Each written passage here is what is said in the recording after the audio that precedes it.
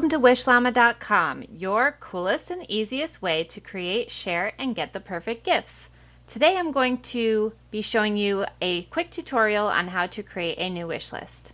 Once your profile is set up, you are going to scroll down, click on this button to the left, and here you will have your information to set up your new wish list. You can toggle this on or off, whether you want to create an upcoming event or not. So for example, a birthday, a graduation party, a baby shower, whatever this event may be, maybe it's not an event, maybe it's just one of your children's wish lists. If you want to add that information, you can. If not, you don't need to. Down here you can add a featured image. I like to add in my children's photos. You can add in whatever photo you would like. A wish list name, I'm going to be naming this Riley's Wishlist 2024.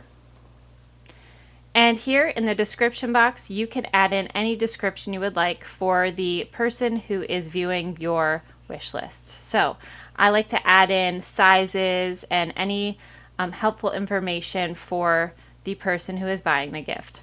So for this, I will write Riley is wearing 3 to 6 month clothing and size 5 shoes.